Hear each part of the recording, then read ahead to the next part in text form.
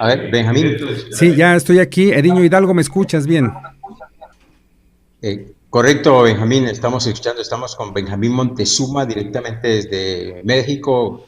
Tengo entendido, ¿está usted al aire en este momento, Benjamín? En este momento nos están escuchando en los 5 continentes por varias emisoras de radio en el mundo, distintas plataformas informativas. Estamos nosotros con nuestro programa que conocemos como la Red Internacional de Noticias, díselo a Benjamín Moctezuma, periodismo con la fuerza de la verdad, en la cual damos resúmenes de los acontecimientos más importantes de carácter mundial y nacionales de México. Damos mucha importancia a las cosas que pasan en Sudamérica, en Norteamérica, algunos hechos importantes de Europa y bueno, pues hoy tenemos cosas importantes también que informar. Tengo entendido que tú también estás al aire en la televisión en CNC Noticias de allá de Colombia, de Palmira. Correcto, Benjamín. Nosotros estamos en este momentito al aire, enlace que estamos haciendo contigo y con todas las emisoras que están conectadas. Estamos en tiempo real, estamos en directo y queríamos hacer este duplex precisamente para que nos informaras sobre los acontecimientos después de este terremoto que ha impactado y que ha impresionado al mundo.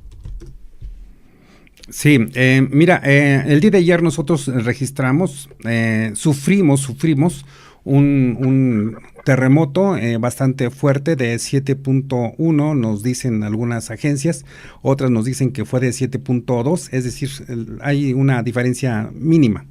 Milimétrica diríamos, no es mucha la diferencia, pero lo cierto es que este terremoto tuvo su epicentro en el estado de Puebla, que se localiza en las cercanías del Distrito Federal de la Ciudad de México, que es una de las ciudades más grandes, más pobladas del mundo, la Ciudad de México, con algo así como 15 millones de habitantes, no tengo el dato ahorita exacto.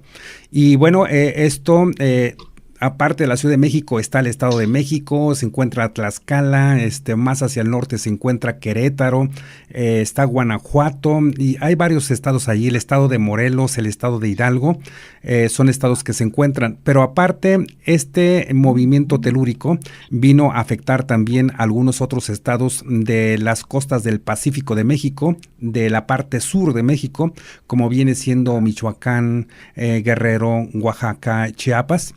Y a pesar de la distancia de aproximadamente 1,000 kilómetros, se dejó sentir en algunas regiones del estado de Zacatecas, ya muy disminuido a solamente 3 grados en la escala de Richter, y esto no provocó mayores problemas en lugares del centro de la República Mexicana, sí hacia el sur, que es donde hemos tenido la destrucción de muchos edificios, muchas personas sepultadas. No hay una cifra de cuántas personas están sepultadas, eso se sabrá en el momento en que se vayan localizando la totalidad de los cuerpos. Hay muchos escombros por retirar y mayoritariamente es la sociedad civil la que está volcada a hacer acciones de salvamento. Ya es una experiencia que el pueblo mexicano tiene con frecuencia.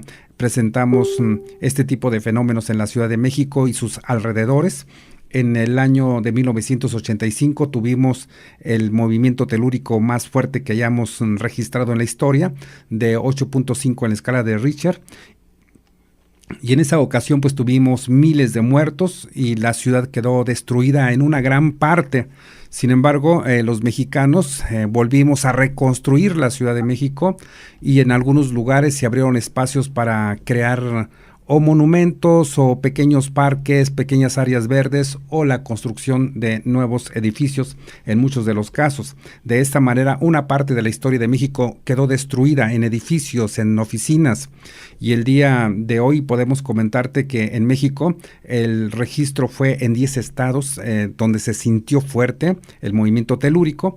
En esos 10 estados tenemos tan solo en la cuestión escolar alrededor de 2,224 escuelas que fueron dañadas por el terremoto que se registró no solamente en la Ciudad de México, sino en el sur de México, 2,224 escuelas, y bueno, se han interrumpido las actividades escolares en esos 10 estados de la República, hasta en tanto la Secretaría de Educación pública que tenemos en México no haga una revisión escuela por escuela y se asegure que hay una certeza plena de que no corren peligro nuestros escolares.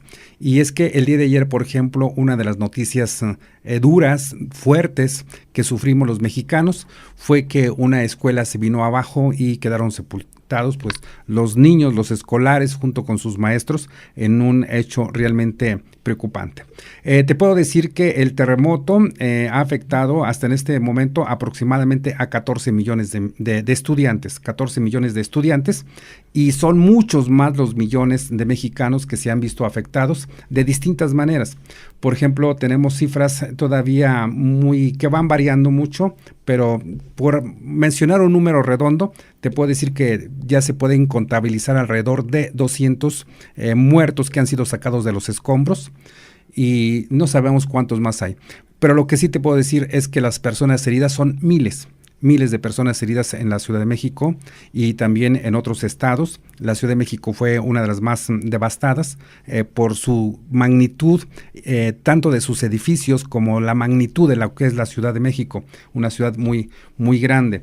Y bueno, eso en términos genéricos. Las policías de las regiones, lo que ustedes allá llaman guardias, nuestros soldados mexicanos, la Marina Armada de México, las policías y todos los cuerpos de rescate están participando, pero ellos son un número muy pequeño comparativamente con los muchos miles o quizás millones de mexicanos que incluso se han trasladado de otros estados de la República, por ejemplo de Sonora, de Chihuahua, que son estados que se encuentran a unos 2,000 o 3,000 kilómetros de distancia, para participar de los rescates de nuestros hermanos o nuestros compatriotas que se encuentran en una situación difícil.